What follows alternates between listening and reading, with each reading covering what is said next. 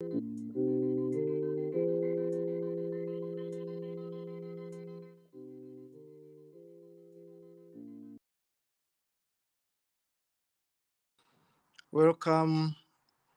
to Call to Activism Africa, and we are going to be discussing a lot about humanism and humanist schools in Uganda.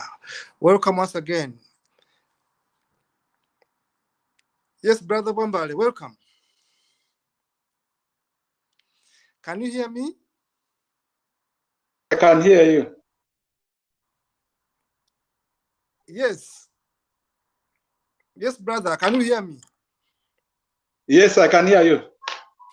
You are most welcome on today's show. Thank you, brother. Yes.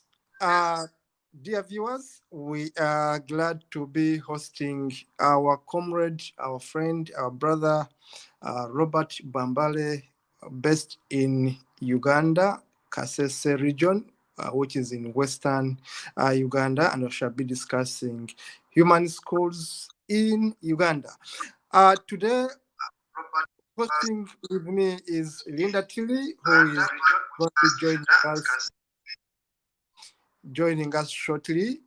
And of course, I'm glad with working with our administration, our background crew, Dennis Bongole, who is based in Uganda, Brian Kabeko, based in Nairobi, Kenya, and of course, Logan, who is also based in South Africa. We are handling several topics on this channel, but today we shall be handling the states and prospects of human schools in Uganda. I'm your host, Kato Mukasa, and I'm here to welcome our comrade brother, Robert Bwambale. Welcome, brother.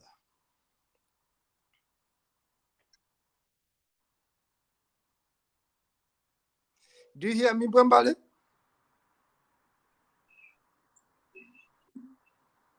Yes, I'm hearing, but the network isn't clear. The network isn't clear, but if you can hear me, then we can start. Now, I would like you to introduce yourself to our viewers. Who is Robert Bwambale?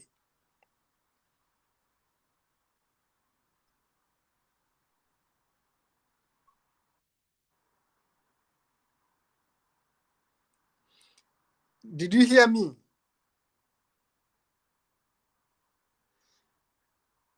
Did you hear me?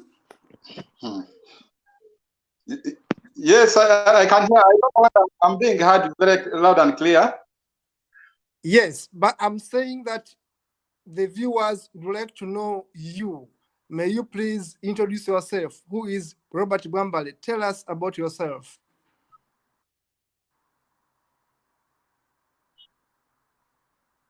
Okay, so Bwambale Robert, I'm the director of Kasese Humanist School. Yeah, a school which has been there for several years, almost 12 years now. And I'm in this journey of education, but trying to promote secularism also in this region of Western Uganda, Kasese, specifically.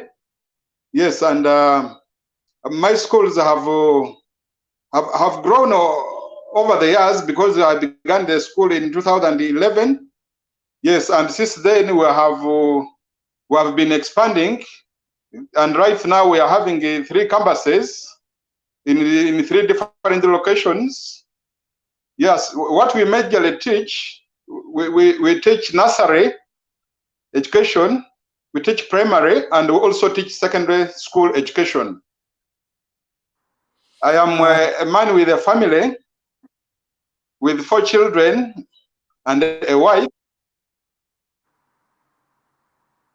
Yes, and my firstborn is 13 years old, and my 3 children, they attend to my school, Kasese Humanist School, Rukoki campus. Yes, and what we do most, we teach young people, but all the same, we try to extend some generosity, especially to less fortunate children who are in our communities, and we try to put them in our schools as we search for possible donors who can extend a helping hand to them. I'm a farmer. I'm also I do some small business, but majorly through vocational skills training,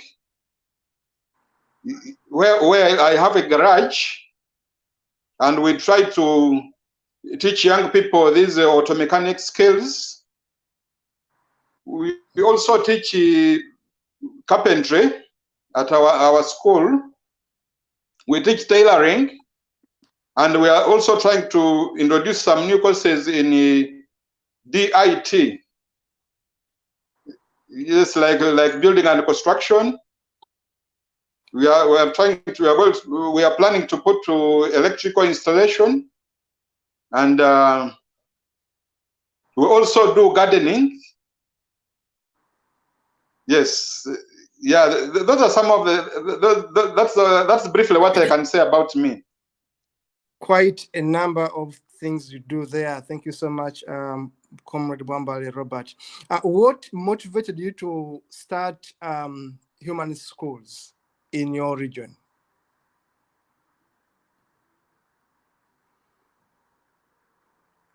What motivated you to start humanist schools in your area?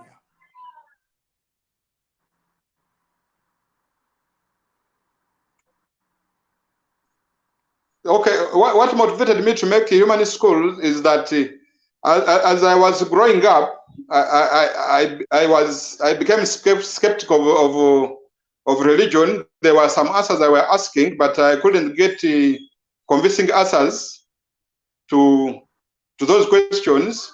And also myself, being born from a devout Anglican family, I was brought up under strict control, where we could do mandatory praying, where we could do these rituals, baptism, even in confirmation. I was confirmed. Yes, but at some point I tried to ask myself, why all this? Yes, but also as I was studying, I did the biological sciences. And as we were studying, I found that there is some conflict between evolutionary science and creation science. So I tried to dig deeper about why all these controversies. And as I was researching more on the internet, I realized that there are other people like me who have a similar thing like myself. So I tried to dig deeper about them, and I researched about how they do their things, and I felt interested in what they are doing. So I was motivated to begin up a community-based organization called the Kasese United Humanist Association. That was in 2009. So the purpose of that association was to advance humanism in my communities. So the first thing we did was opening up a library in our community, which we began in Kiteso, which is a suburb of Kasese town. Yes, but there we tried to collect some secular books from all over the world, from different sources, and we could encourage people to come and read those books. But since we are also new to the philosophy, we also tried to utilize those books and research more. And indeed, I got thorough knowledge about secularism. So when the members, when we sat as a team, we saw that the library itself was not enough to help us advance secular values. So we came up with the idea of beginning up a school, and we named it Kasese Humanist School. And there we thought that we could use this school also to introduce humanist values in the school, as we also teach people more about what humanism or secularism is. So we drafted the name Kasese Humanist School, and we placed there the word humanist, such that people could know more about what humanist means. Yes, and indeed, over the years, I think we have achieved what we had in mind. Yeah. Oh, quite good. That's it. Welcome to the show, my co-host Lynda Tilley. Lynda, how are you doing? Hi, welcome. Hi. It's lovely to have you with us tonight, Robert. Good to see you. I'm glad to. Good to see you. Hi, Kato. Nice to see you. Sorry I'm a bit late. I'm glad that we're discussing this topic tonight. Humanism schools is becoming quite a big topic around Africa. I know a lot of countries like Nigeria and Ghana are also very interested in starting their own humanist schools. And I've always said Uganda is our leader with the most humanist schools, possibly even in the world, definitely in Africa. And it's the country that I hope one day that all other countries in Africa will be able to learn from as you introduce humanism and secular education throughout Africa. That's what we're all working towards. You know, I feel it's the most important thing that we can do for education, for all the issues that we face in Africa. The only way to resolve those long term, because these issues have taken such a long time to get to this stage, is through education of the children. And that's why I think that teachers have the most important job on our continent, aside from the people that are saving lives like surgeons and that. They really, really do. And I don't think that they are given nearly enough credit. Not just in Africa, but worldwide. Teachers are the most important people, I think, that our children come into contact with. And it's just so wonderful to know that there are people like Robert who are doing so much good and have been for a number of years, with thousands of children passing through their hands. And yourself as well, Kato, because I know obviously with your involvement there as well. So we appreciate you all you humanist teachers especially. And Uganda, as we know, was the only country in the world whose schools closed for 2 years during lockdown, which is going to have a huge repercussions in the future when we're going to have that 2-year gap in this jobs and skills market. So you guys are doing an amazing job. So I'm really glad to have Robert as one of the established humanist schools in Africa here with us today. Yes, indeed. We are glad to have you. Thank you so much, Lynda Tilley. Of course, we are glad to have our comrade Bwambale Robert. We do welcome you. We do appreciate your efforts. Of course, you have talked about starting the Humanist School in 2011. And we do believe that you have quite influenced a number of other people in your region to start humanist schools, humanist projects. Of course, I understand you are a director of the Uganda Humanist Association. Now, going to the schools, back to the schools, what makes them unique? Because when you start humanist schools, people would like to know, especially those who want to learn from your model of teaching. What makes them unique from other schools? Is there anything special with humanist schools, if any? Or we are simply having a name?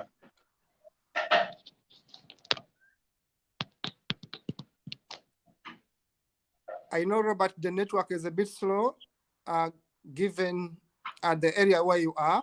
I'm asking you to explain to the viewers what is unique with human schools that we have started in Uganda. Anything special with them?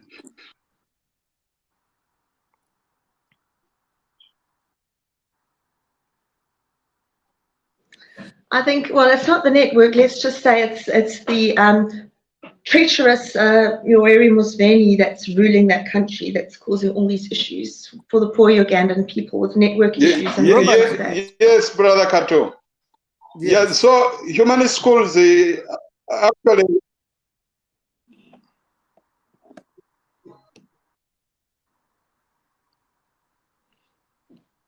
Please continue. We are losing you. It may be the network, the place where you are today. Maybe you would have got. Yes.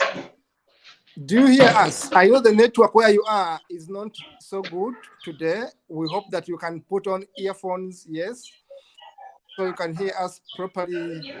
We shall keep on repeating the questions. Can you hear us now? Can you hear me now? Can you hear yes, me now? Now I got. You can hear me now. I was asking you to explain to the viewers how unique are your schools, human schools that you manage in Yes, Uganda. right now I can pick you well now. Very good. Yes. Very good. May you Yes, I can hear you now. May you explain to the viewers how unique yes, I can hear you. Yes. Would like to know what makes your school special? What makes human school special?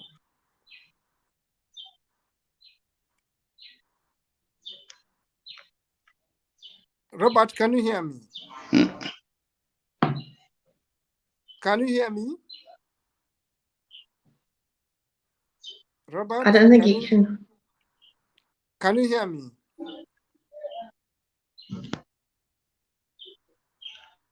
Hello? Can you hear me? Okay. Now I can pick it. What makes the humanist schools? What makes our humanist school special from other schools? Yes, I'm hearing. Please go ahead. Go ahead for the benefit of the viewers. Go ahead and tell us the uniqueness of these schools and why they are important to have. Yes, I'm hearing you. Yes, hello. Please go ahead. Go ahead and explain to the viewers. Yes, I can hear.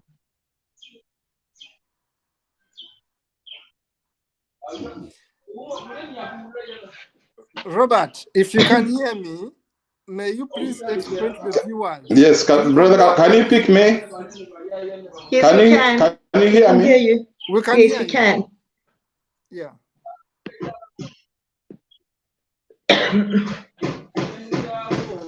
We can hear you, Robert. Please go ahead. We can hear you. Robert is having connection problems. I think you'll bear with us. He's in Uganda, in the western part of the country. Can you hear me? If you can hear me, please explain to the viewers the uniqueness of these schools that you run in Uganda. You can hear me? I can hear you. Yes, I can hear you. Okay, so our school more unique from other schools.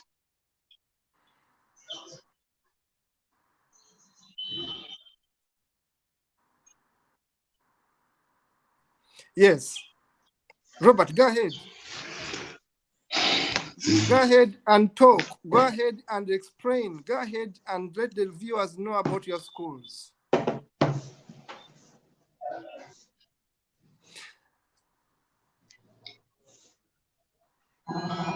You can hear me? If you can hear me, if you had yes, the question, we can. You could please continue. Simply continue talking. Yes, so I was saying that what can make our school, what makes our school more unique from we have critical thinking drills.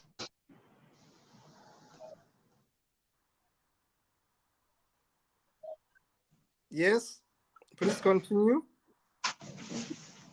We teach critical thinking. Yeah, then we also teach practical skills.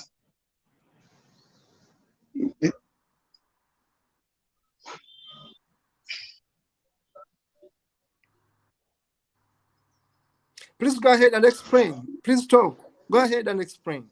Just continue. So we teach critical thinking skills. Then we also teach humanist values to our students.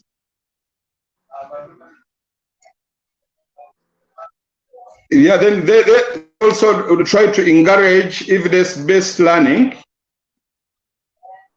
whereby we take them outdoors to understand the real natural world.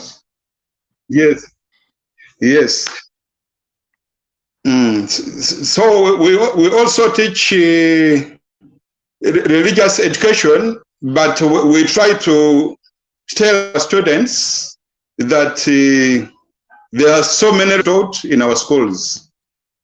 Then we also have messages all over our campuses. Messages once in a while we try to explain to our students or visitors to our schools. Then we also will to have a variety of books, especially on free thought, and we do encourage even our students to utilize those books. Then in our works at the schools, we are not influenced by the beliefs, by religions, and we also inclusive. We welcome children from all walks of life, and we also give them freedom to exercise their beliefs. And we are also open to them the beliefs which they those are the beliefs that makes our school a bit other schools. But either way, we teach the national curriculum.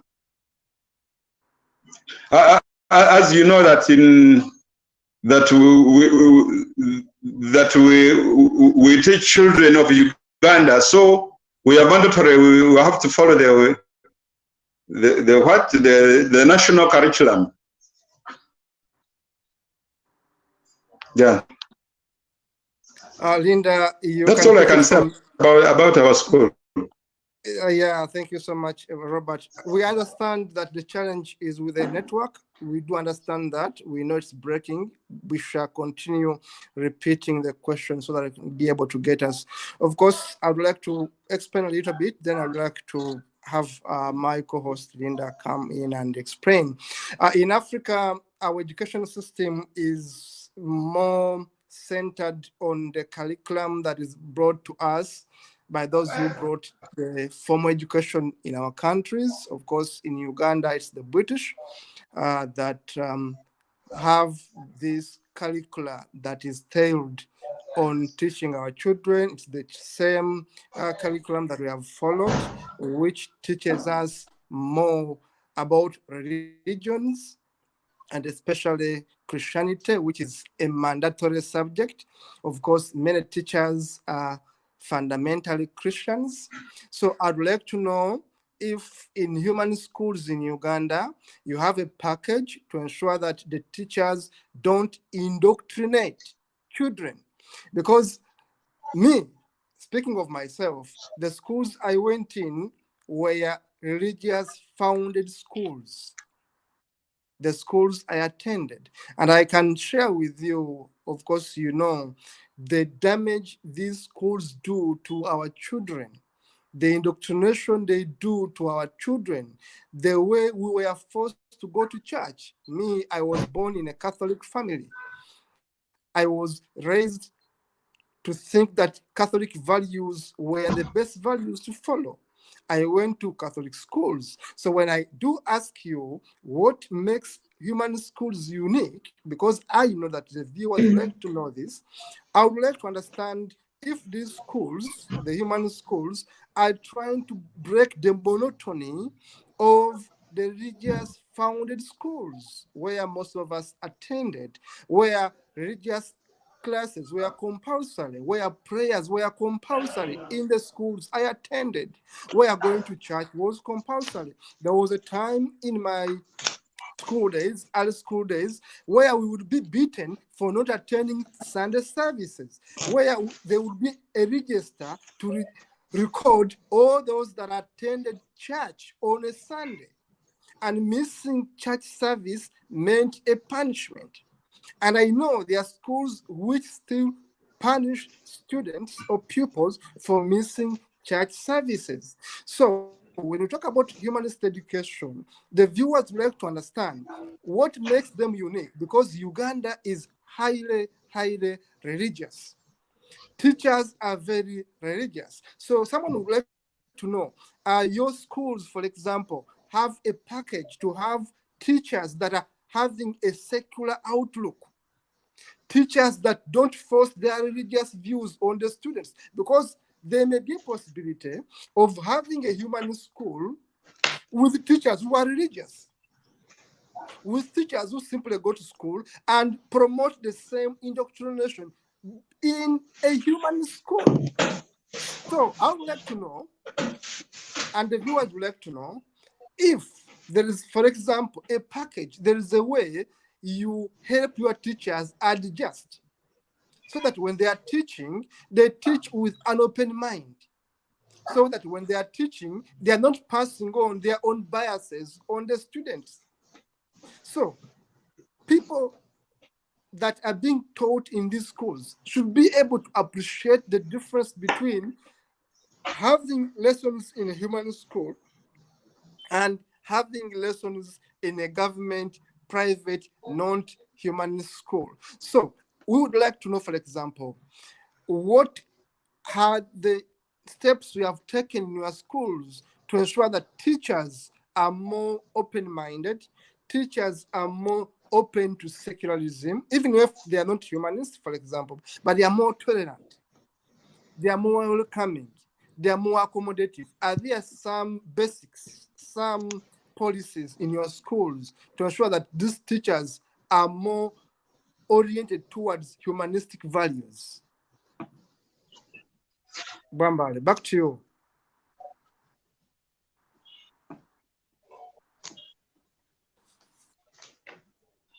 Bwambale, if you hear me, I know it's breaking maybe. Did you hear what I said?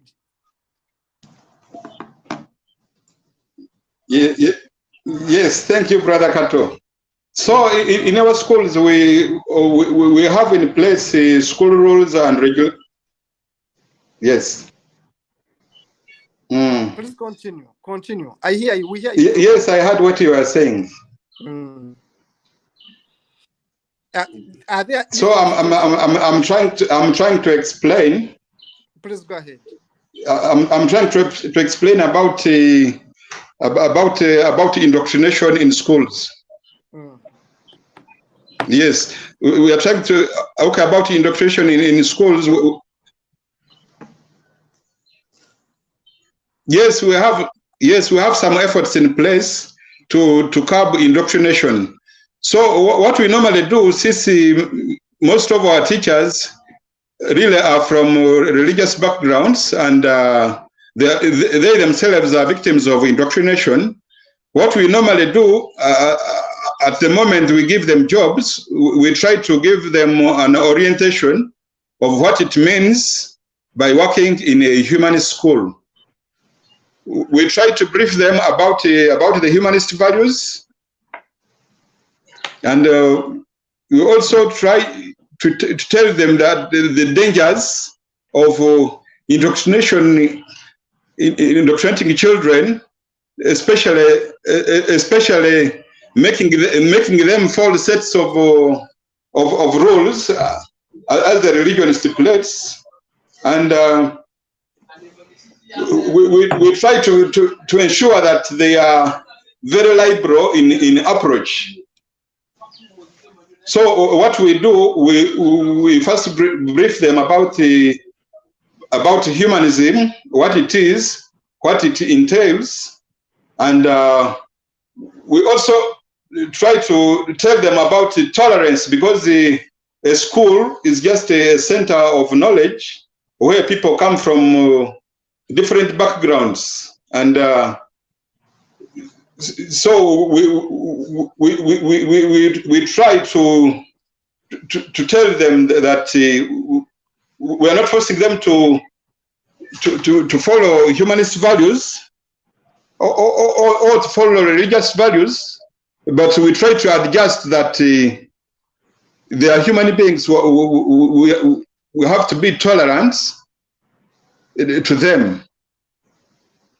So to those who want to practice their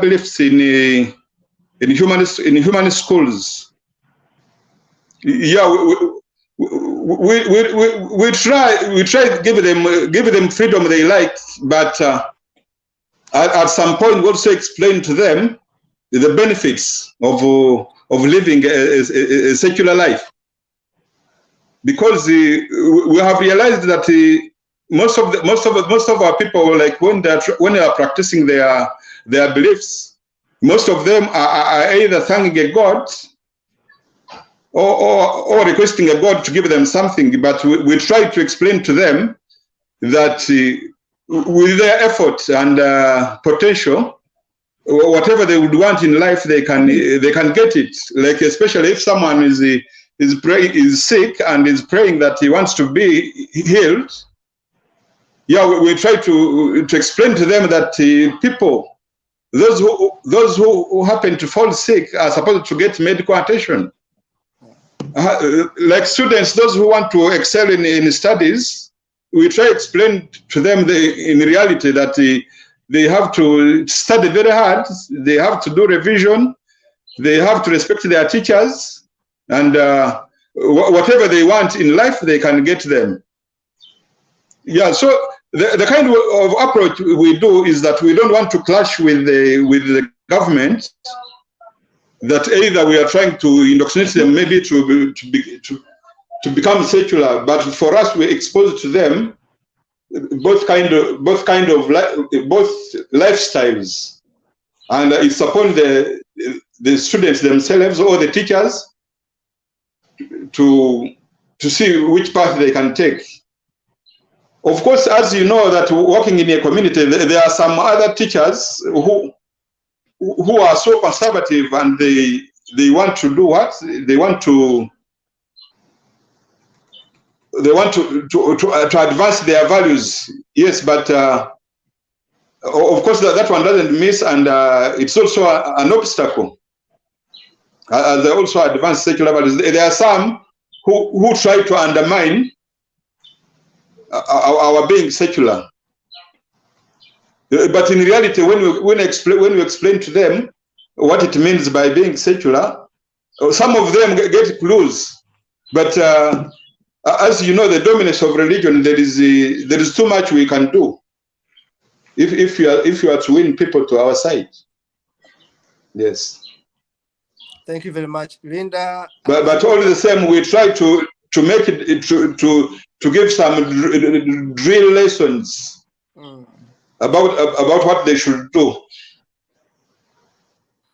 Thank you very much. I think my point is clear. I don't. Yeah, it's clear. Yes. You know, it's Lynda. Lynda, what do you have to say about the entire education system in Africa?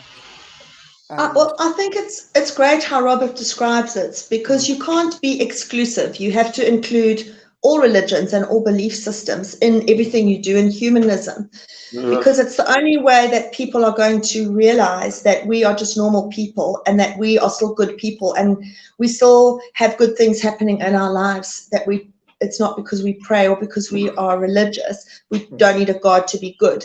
And I think that as children, we are very much raised in our communities, and they are very religious based. I was also raised in a religious Christian home, and I went to religious based schools, African government schools. I have an African government school education. So I've been through that whole system as well, with how religion still plays into it today.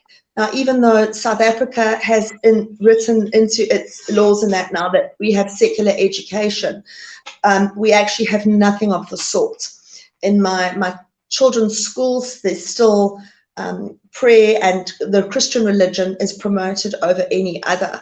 I've actually taken my kids out of mainstream schooling now, and I homeschool them because I can't, with the racism in South Africa and the religious aspect, it was just too much. And I've raised my children, which is how I think the schools are based, without any religion, but with the knowledge of all religions. So my kids have had Hindu friends, Muslim friends, and Christian friends.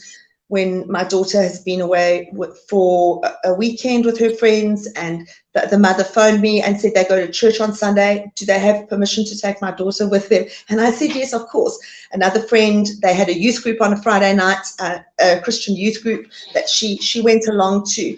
And, you know, we also observe things in our home. My daughter now, she has a Muslim boyfriend. So she's nearly 19 now, my daughter. So we observe the customs in our house when he's here, with, you know, not with the eating and that kind of thing. It's not because I respect the people, but I disrespect the religion. And just because I disrespect the religions, it doesn't mean I have to disrespect the people, because we have to separate religion from the person. And this is what I think is so great with the humanist schools, is that we are brought up in very religious communities. So everyone in our communities, our family, our friends, our extended friends, the businesses, our elders, and our religious houses, be they churches or mosques or temples, are all based on the same values. So that's all we've got to draw on as children. But to be able to go to a school where other religions are spoken about and allowed to, I won't say embraced, but, you know, if you have someone that wants to say a prayer before they eat their lunch or whatever, you know, it's fine. I think it's really good, because for most of us, for all of us actually, we only really were able to leave religion behind as adults. Once we were out of like our homes and our communities, when we traveled away to work or to study or whatever, and we met, that is the only time that we all met. A lot of people went to university. I don't have a university education, but I know a lot of people that was at university, especially in our West African, very Islamic countries, where they came across Christians and godless people for the first time and realized that these were not the evil, awful people that they had been raised to believe they were. And I always liken it to having your favorite football team. Like, if I'm a Liverpool supporter, I'm not going to enforce that on you. I'm not going to come into your home with my Liverpool supporter clothing and flags and everything, because you maybe support Chelsea or Manchester. And it doesn't, my connection and my support of my football club doesn't necessarily reflect to my daily life. And I think that that's how we need to see religion. And I think it's great, like Robert says, where sometimes the kids want to pray when they're sick, and then they'll thank God for healing them or whatever, where the teachers are there just to point out that perhaps a child who didn't pray, who was sick, also got better, and that it was actually the fact that the antibiotics that the doctor, that science, you know, created, that has actually made that person well again. That's what we need to start doing, because I think religion dulls our minds. Religion dumbs us down. Now, we know from pre-colonial history what a highly intelligent, innovative continent of people the Black race is. And we had our own schools in place. People tend to think that reading and writing and everything, we were uncivilized before colonialism. But in Uganda as well, lots of, how you would say, traditional schools where children were taught by the community, and very much a holistic kind of education where the community raises the children, and children are groomed to become upstanding members of society, and they are learnt values that aren't related to any god. This is before religion, you know, was introduced. And I really think that religion narrows the minds of children, because how can you be teaching a child in a classroom about science and evolution when they don't believe that dinosaurs existed because there's no dinosaurs in the Bible, you know? And then try and point out to them that the reason why there are no dinosaurs in the Bible is because the Bible was written by men long after dinosaurs went extinct. So they didn't know about dinosaurs and this kind of thing. But religion really narrows your mind as a child, because if you can't think beyond that, you will never be able to understand the concept of something like dinosaur bones and fossils and how they date things and date Africa to our long history, when you are believing in a supernatural being in the sky. And if I look at my children now who've had a broad education and being exposed to everything, and I said to them, when they're old enough one day to decide, they can decide for themselves if they would like to follow an organized religion or not. And both of them are naturally atheists now. Now, when my son especially, because he's really into the science side of things, he's 14, when things come up on TV or you know, we're reading things, he laughs at the ridiculousness of religion. He can see it from the perspective of a 14-year-old. He absolutely is like, Mom, how can adults actually believe this stuff? Now, it's not because he's being clever or whatever. It's just because he understands the concept of something like Noah's Ark and talking donkeys and virgin births are biologically and scientifically impossible to have ever happened. So that is just from him having not even a humanist-based education, but having a Christian education in the schools. Even the homeschooling is based on that. As Robert says in his schools there, we have to, by law, in Africa, we have to follow our national education curriculum, which is religion-based. And even if it's not blatantly so, it's biased that way. The same way as our education system is still biased to raise up the white race and to oppress the black race. Although it's very well hidden, it is still in our education system. So I just think that is proof, like Robert said, about critical thinking. It's giving children not just one perspective, it's giving them different perspectives of a certain thing. And it's also letting them know that it's okay if someone else has got a different view to you. It doesn't mean that they are wrong or they're a bad person. It just means that it encourages open dialogue, and it encourages children from a young age to realize that everybody in this world is different, and we need to find ways to get along, because at the end of the day, there are good people in every religion, race, tribe, and country, and there's also bad people. So you can't attribute the way someone is to specific things. It's how they are as a person. And I think that a lot of people, they can't believe that I don't have God in my life. They tell me, you're doing God's work. You're such a good child of God. And I tell them, I don't have a God. And this is the other thing. The worst thing we can do is to teach little innocent children that they are sinners, and to teach them that, you know, they need to rely on a supernatural being to achieve things in life. And I just say to people, stop crediting your work and the good things that you do to an imaginary being, and take credit for what you are doing. It's people. And I just think that the humanist schools, although you can't blatantly slam religion, the way that Robert does it, and the way that a lot of people are doing it, is by raising your children with the different viewpoints. Any normal, intelligent child, even an unintelligent child, will figure out for themselves. That reaches the stage that we want kids to be like we are as adults, where when someone comes up to you and talks to you about prayer or God, it's as if I was coming up to you and saying, hey, Robert, Kato, I've got there's this fairy that's granting me 3 wishes, and I just have to say my 3 wishes to him tonight and they'll come true. You would laugh at me. If I walked around all day mumbling and talking, you would sort of say, Lynda must have a mental issue. She's like talking to herself. She's relying on things that don't exist to solve problems in her life. And she's really needs to go, Mama Kicha, she's got to go and see a doctor.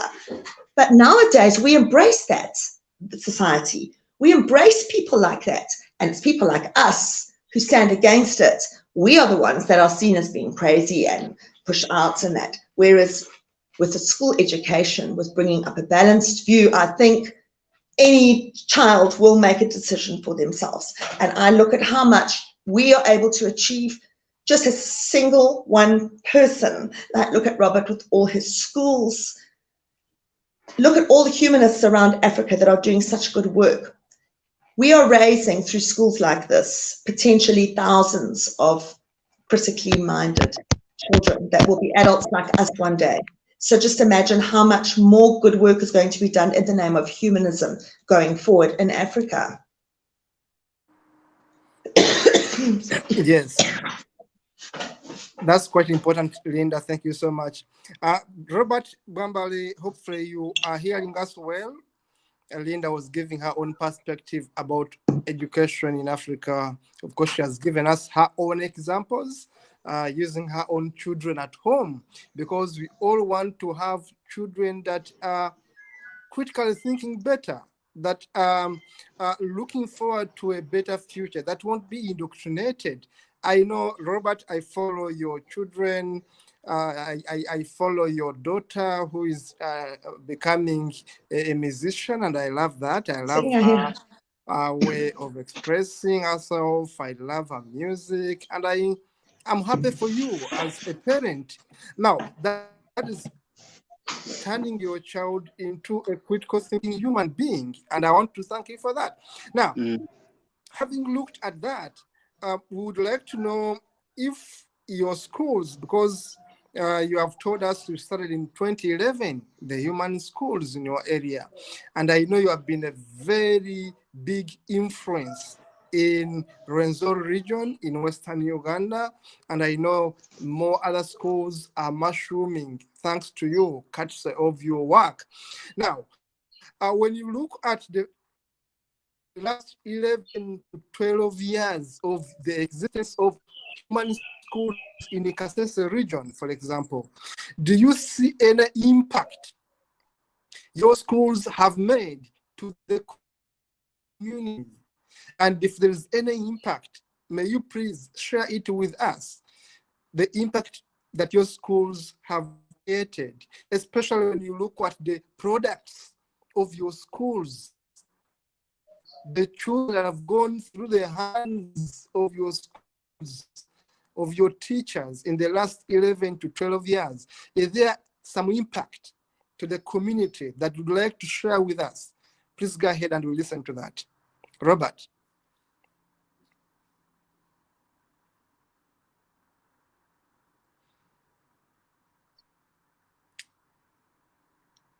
I know there are some echoes, maybe the network is breaking at your end. Did you hear me, Robert Bwambale?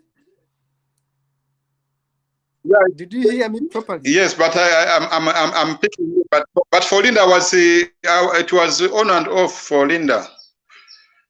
Yes. But with you, I can pick you very well. Where you are, we know there's a challenge with network, and we are sorry for you. I was asking you about the impact your schools have created in the community. May you please share with us the impact your schools have created in the community in your region? The impact, the results. Okay. Yes. So the results are very many. Okay, one of the most important things that I myself can be proud of is the many orphans who have succeeded to get education through our schools and have climbed the ladders in education. Yeah, with some of them right now, some of them are doctors, others are engineers, others are nurses, and others are even successful business people. I normally keep meeting them.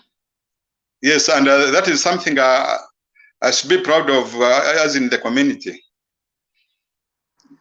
The second thing is the level of secularism in our community of Kasese. Because I remember in the early years when we had begun the Kasese United Humanist Association, there was nothing about humanism in Kasese. Yes, but right now, many organizations have come up and are doing some positive work in our communities. Others have brought in, others have created schools. Others have brought in water to the communities. Others have brought in support, like in uplifting household income. There are some women groups which have come up and have helped to empower women.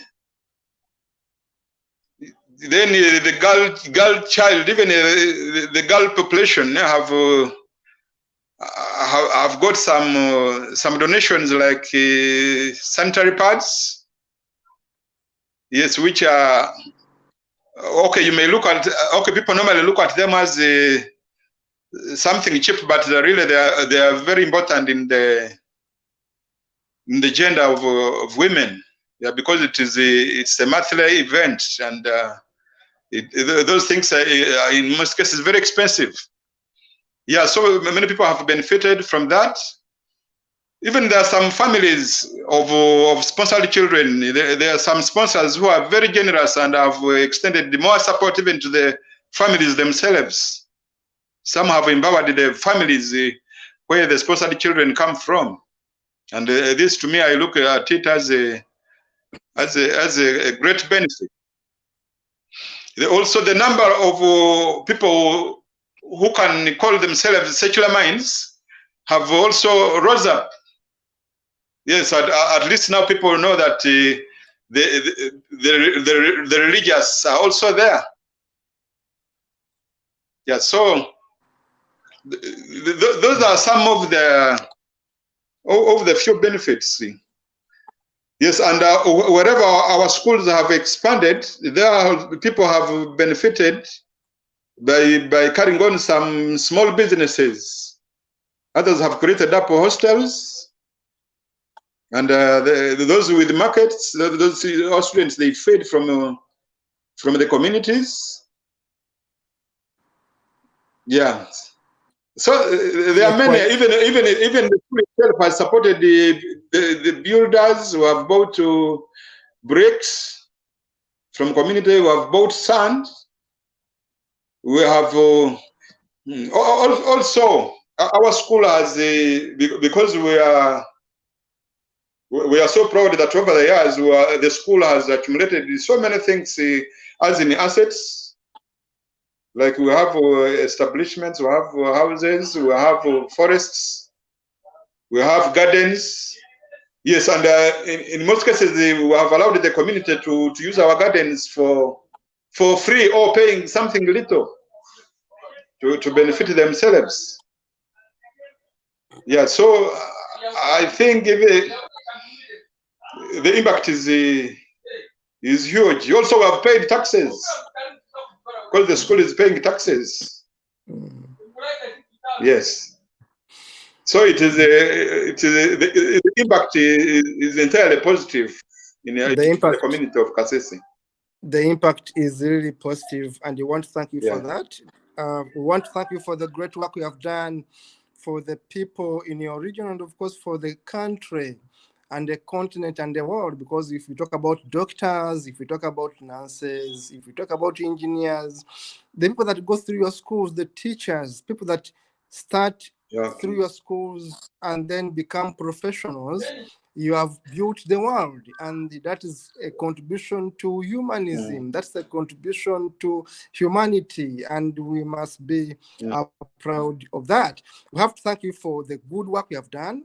Of course, we do hope that these people that pass through your schools continue to show the humanist values, the humanist principles, so that we can have unique doctors, we can have unique nurses, that people are going to put critical thinking before gods, before superstitions, that even when someone is stopping in senior 4, for example, and then she starts her business, she won't waste her money on churches, on gods, on shrines, on superstitious activities, because to me, that would be the importance of this child having gone through a humanist school, that they should be able to come out differently, to come out thinking much better, knowing that all these are scams, that gods, the so-called African gods and their shrines are scams, they are superstitions, that the so-called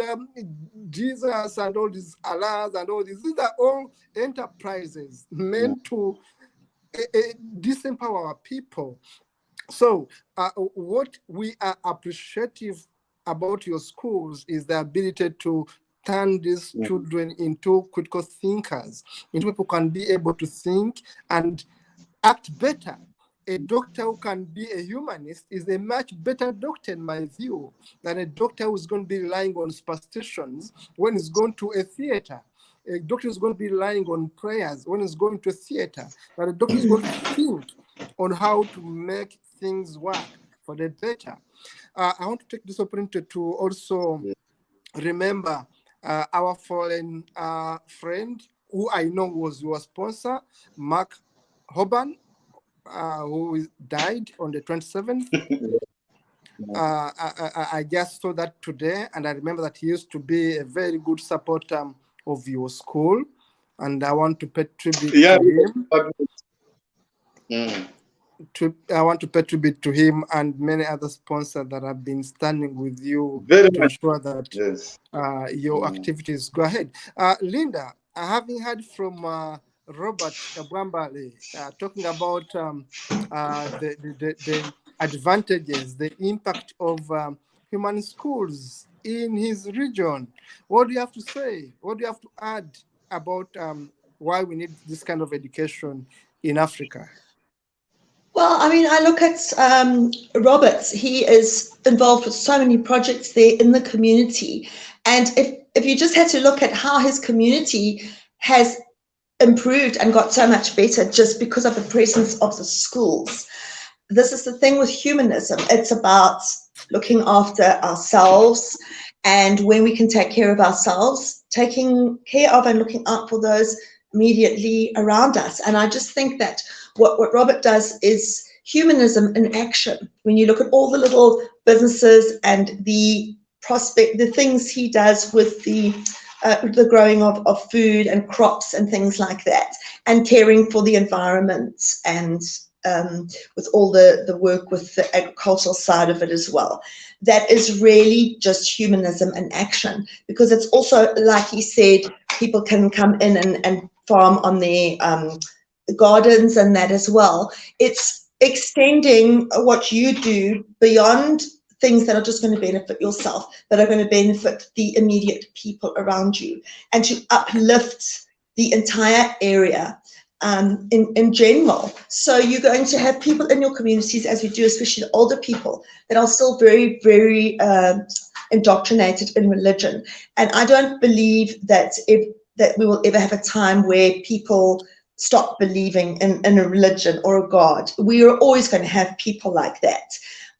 It's, I guess, like some people are always interested in things like tennis. Some people aren't. It's just something that is human nature, I think, that people will often, and that's fine.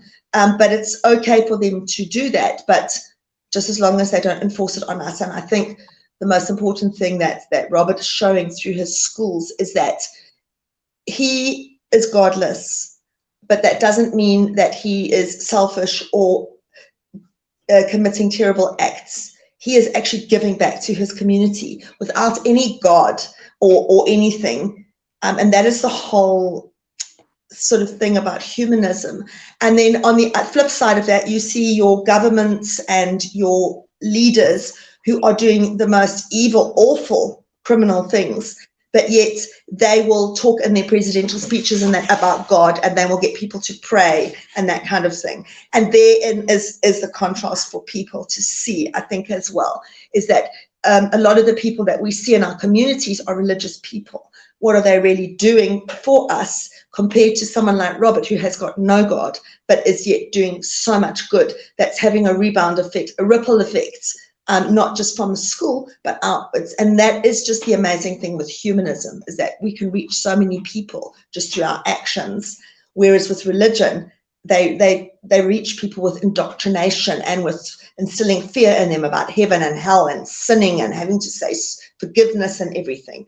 So I think that is just the perfect way to actually view humanism and to see it as being humanism in action. And people are learning things, even if they aren't even at the school, by just observing and absorbing what's going on in their community, which I think is really, really wonderful. Yes, it is. It is wonderful. Bwambale, back to you. Of course, you can hear all of us heaping praises on the work you are doing, and we know it's going to be very, very, very important in the long run. Bwambale, what strategies do you have in place to ensure that these human schools remain there in the long run? We have seen projects that come and go. yet these projects are very important to our communities. Are there strategies that we have devised to ensure that the good work we have begun continues and outlive you in the long run? Are there strategies you would like to share with us to give us more confidence that we are going to see these schools in the next 20, 30 years? Are there any strategies we are laying down?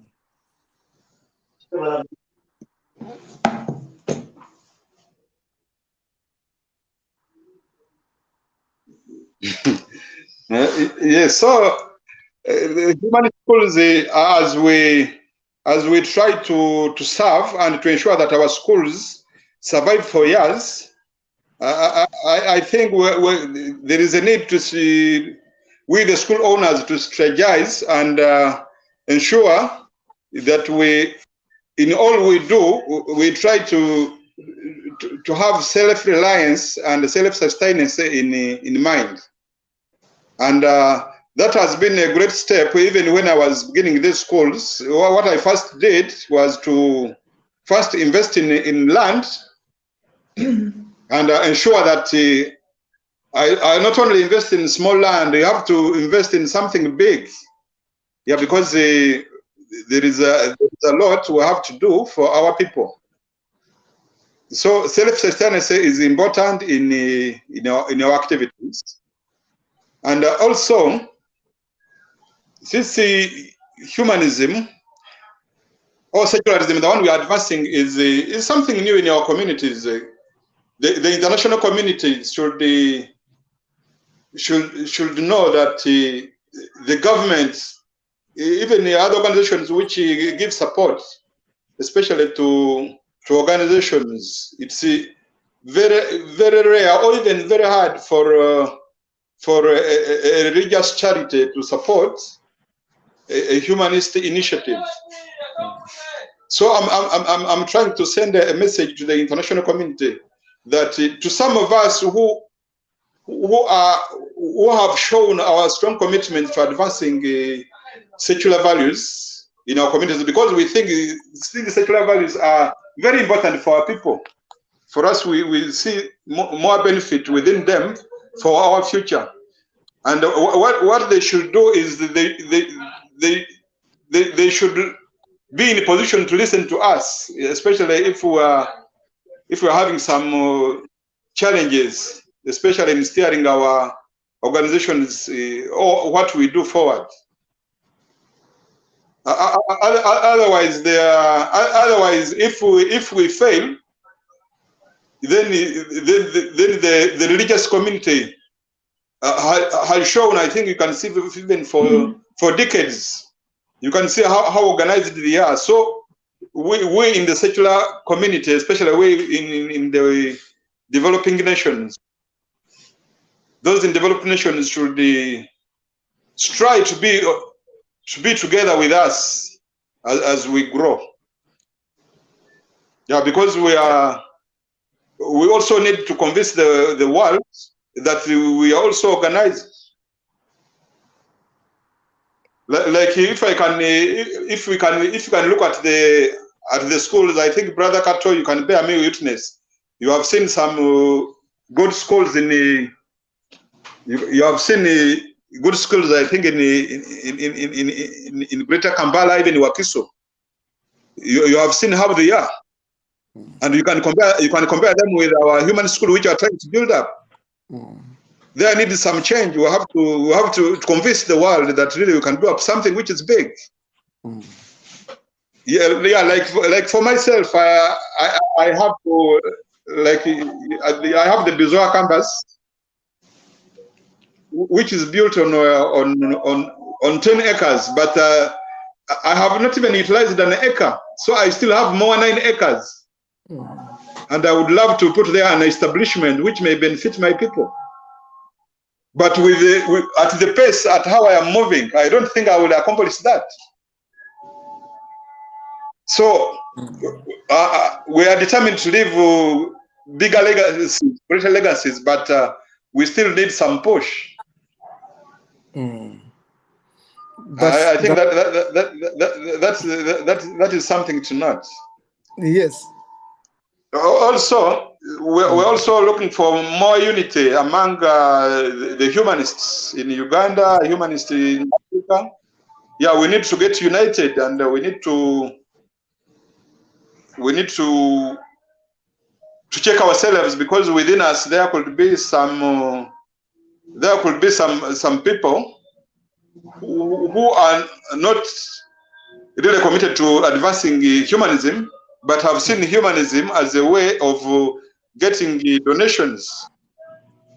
That is something we should also note about. So those within us who are trying to attract donations under the cover of humanism, we have to bring more light. Otherwise, we shall think that we are advancing humanism in our communities when actually we are not. Yeah. Also, we have to be transparent in our actions.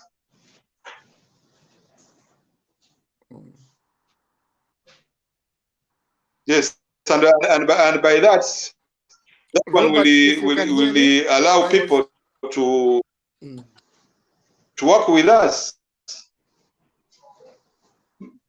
Yeah. So those are some of the hints that we should mind a lot if you are to advance our project. Good legacies.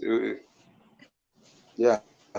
Robert, thank you so much. You have raised quite pertinent issues. Lynda, you must have had Robert raising these issues. We have been discussing these issues with Lynda. Of course, I did discuss them with you, Bwambale, privately. We are concerned with the image of humanism in Uganda, of course, and elsewhere in Africa.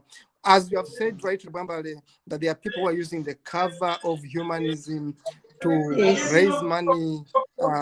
People pretend to be humanists, start projects to raise money that is going to benefit them individually, but they are using the banner of humanism. I've seen projects coming up in your area, for example, without knowing these people, without going through the proper structures. We cannot know how accountable they are going to be. We cannot know if they're not going to defraud the donors.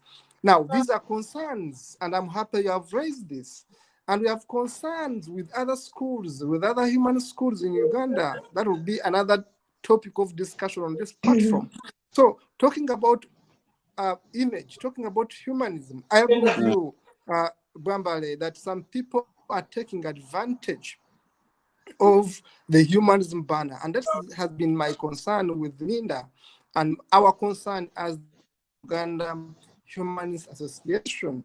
We know that some schools are simply using the banner of humanism, but they are not providing what should be done in a humanist environment, that the future of these projects, the future of these schools is in balance, that the schools may be no more tomorrow for a number of reasons, but of course due to management, due to selfishness, due to the objectives of the founders, and also because the donors don't take time to consult organizations such as the Uganda Humanist Association to understand who are we sponsoring, what is the basis of this school, what's the basis of this project, is it a registered project, how are the founders, what are the objectives, how grounded are they in humanism? Because everyone is going to be claiming to be a humanist because they know if I am a humanist, I'm more likely to attract funding. And these are issues we need to tell the donors that tomorrow will be different. They are going to support projects that are going to disappoint them, projects that are going to be run by religious people, projects that have directors who are religious, who are not humanists at all, who are going to do projects tomorrow, who are going to do things that are shame humanism. And they are going to use that. The international community will say, see what humanists are doing in Uganda. See how they're defrauding us. Now, these are concerns, Lynda, these are concerns, Bwambale, that we need to put across, that the donors should be aware of, that before you do fund a project, you need to understand the basics about this project. You need to understand the people behind these projects. How grounded are they in humanism? If you have projects run by religious people masquerading as humanists, you are in trouble, because you are promoting religious indoctrination and the cover of humanism. Lynda, this is our concern. I'd like you to talk about this as we conclude this show for today, Lynda. Lynda, back to you. Thanks, Kato. Yeah, thanks, Robert. Yes, I know it's a huge problem that I've seen, and I think it's because Uganda has so many humanist schools and little fly-by-nights, one-man people that are starting up with small groups of children and orphanages, that because there's so many humanist-based projects in Uganda, I've seen problems over the years, mostly with the smaller groups where people are scamming, you could say, in the name of religion. And I think what we also need to understand is that not all atheists are humanists. Not all people who don't believe in a God have humanist values like we do. The majority of us do. But I can sum it up by saying, not as a humanist, you are an atheist by default. You don't believe in any God. But our humanist values are very much values that all humanists are atheists, but not all atheists are humanists. So we also have the case of people falling under humanism that should actually just be atheists, because they are still, as a humanist, we will never take a bribe, we will never steal money, we will never do anything to hurt another person. It's not in our nature to do so. Even when we were religious, we were like that. It's just how we are from birth, and the majority of African people are like that. But where you see the dangerous element, and I see this also in West Africa, where you've got people who call themselves humanists, but they're actually atheists, they would not hesitate, say, in a situation to kill someone, you know, or whatever, rather than, that's the extreme version of it.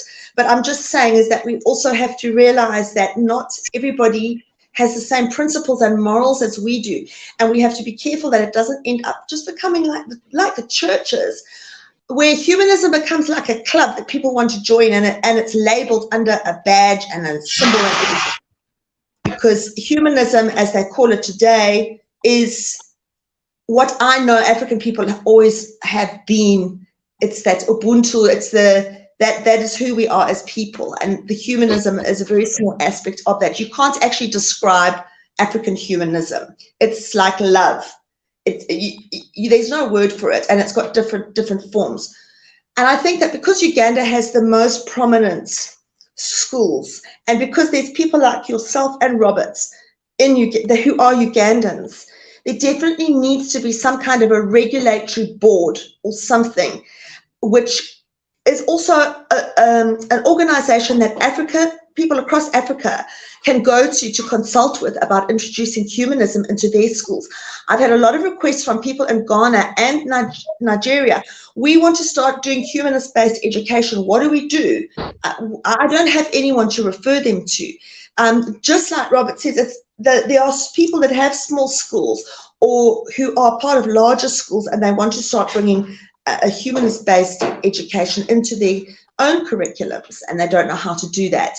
We need to have a solid base, like in Uganda, that is established for future generations going forward.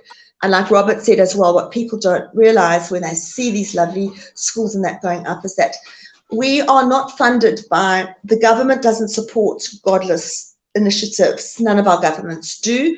We are not supported by the African Union, which is supposed to have been standardizing African education throughout the continent. The fact that the African Union have done absolutely nothing to help us with this kind of education, even aside from the religious aspect of it, with getting the correct history into our schools, is very telling. We are very much on our own here, and there are schools, there are millions of religious schools that are funded, that have got all the facilities and everything, but no such funding has been put into any humanist school in Africa. And this is where we see the imbalance. We are completely reliant on donor funding and on people helping support humanist initiatives. So there's a limit to how we can actually grow our schools here, which is very restrictive, because there's no ways we will ever be able to compete offering a humanist education in Africa when we've got massive, long-established schools that are funded and have every kind of facility and thing that you could imagine. So it's a very valid point, and it's a very important point that has to be, foundations have to be laid for something. In Uganda, I believe, because you guys have got the most experience and the longest standing with continuously having humanist schools. So I really agree with speaking out, as we have been doing recently, about a lot of scamming that's going on in the humanist community. And at the end of the day, it's children that are being affected. It's children that are suffering, not us. And that's the most important thing, is that we nip it in the bud and we stop it before it takes growth and becomes a huge issue. And as most things do here, because they are just allowed to get out of hand. I think as humanists, we need to take a stand and say, it stops with us now. In our communities and schools, we will put things into place and we will put a halt on corruption and scamming. We have to do it. Yes, we have to do it. Robert, we are left with about 6 minutes to the end of the show.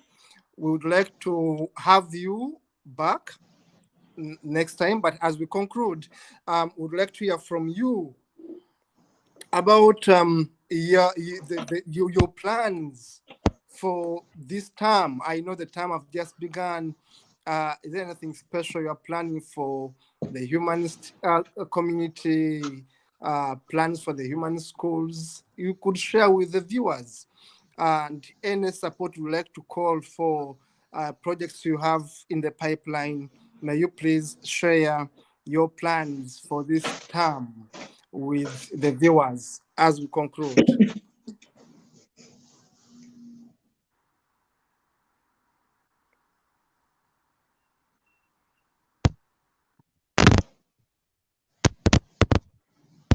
Robert, I know maybe there is internet in network connection. Did you hear me, please? Did you hear me?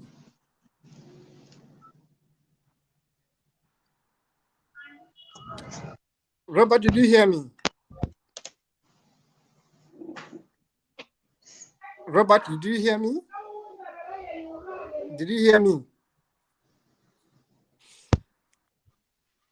Robert, thank you so much. We understand the network has been a challenge. Connecting with you has been a challenge, but beautifully we have had a chance to interact with you. If you can hear me, please let me know if you can hear me. Can you please hear me? Robert, can you hear me? Yeah. Yes, now I can hear you. Yes, we are telling the viewers again and again that there is a lot of challenges in the connectivity in the place where you are. We do appreciate it, quite a challenge. Yes. In Kasese region. We understand the connectivity is a bit slow. I was saying that the term has just begun. We have just opened a new term. As we conclude the show, we have a few minutes to conclude the show. What would you like to share with our viewers about the prospects of this term, about the plans of this term, and any call for support you'd like to make to the viewers as we conclude?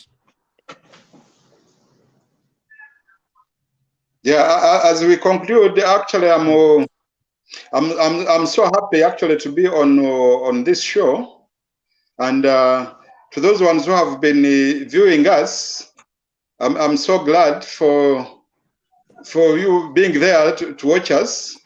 Yeah, as we are, for us, we remain determined to advancing secular values and, of course, giving Ugandans knowledge at our schools. And I just send a note of thanks to those who have stood with us, especially some organizations, and individuals from all over the world who have been there for Kasese Humanist School. And I just thank your support, and I pledge that you continue following our periodic updates on our social networks, because I normally document whatever takes place at our schools. I normally document it usually. Yeah. So to those who follow my works, I thank you. And to those who value what I do, I also value you. And I thank you for your support. Yes. Thank you so much. Thank you so much, Robert. That was Robert Bwambale, Director, Uganda Humanist Association, but also the founding director of Humanist Schools in Kasese, or Kasese Humanist Schools, which have a primary and a secondary, quite a number of projects being done in those schools, as you can see. And we are impressed to have him with us on the show. Lynda, you'll be concluding the show. We have about 3 minutes left to the show as we see the pictorial of what is happening. Yes. Yeah, Lynda, back to you and we conclude. Thanks, Kato. Thanks, Robert. I know that the show is often watched, not live, but most people watch it in the weeks afterwards. And even our shows are now online, so you can even look back to about a year ago, and these will always be online. So if you're watching this and it's a different time period, just know that there's always a need in the humanist schools, even if you think that there's perhaps been a big fundraising drive which they've raised money for and it's over now. There's always something going on and there's always new developments. So what we'll do is we will put Robert's website address and his Facebook handle underneath this video so that you can click on those and follow up with what's happening. I can honestly say, and I've always said this with Robert, he's one of the most hardworking people I know. If I look at just his, I can't even keep up with his Facebook because he's always busy doing something, and he's always actively doing things in his community. And the wonderful thing with Robert is that he's hands-on. He doesn't employ people to do stuff for him or stand back and watch them work. He gets right in there and gets his hands dirty and just gets involved with everything, which I think is very much the true spirit of African people in general. And it's just a wonderful aspect of humanism. I love seeing all his posts on food and all the food he's growing and the food that he eats, that delicious Ugandan food. It's really interesting. And it's great because for people that don't know anything about Africa or about Uganda, it's a good insight into different aspects of life here. And I really, I have such a big heart for the people of Uganda that are going through so much that many people don't even know about because it's hidden in the press. I have an even deeper respect for humanists that are continuing through all the blood and the tortures and the disappearances and the genocide. They are just soldiering on, and they are doing an amazing job under difficult circumstances where you're dealing with children that come to school that haven't eaten properly and can't concentrate, where you're dealing with people that are missing fathers and things like that. And I just think he's an absolutely amazing. I would say Robert for president, really. So we really appreciate it, and I just want the international community to know that even what you see, there's so much behind the scenes going on that these people battle with in Uganda on a daily basis, and they really, really need help. And help doesn't always have to be money. It can just be support. It can be helping them with learning materials, with equipment for their science laboratories and things like that. There's always a way that you can help, even if you have no funds yourself. And please like and share posts that you see and this video as well, to just spread the word of humanism in Uganda amongst your communities as well. And thank you, Robert, so much for taking the time to come on the show with us today. And we'll definitely have you back, and we can take this decision, this subject further. Maybe even get some humanists in other countries that are wanting to start humanist schools, and we can have open discussions going forward. I think that would be really good.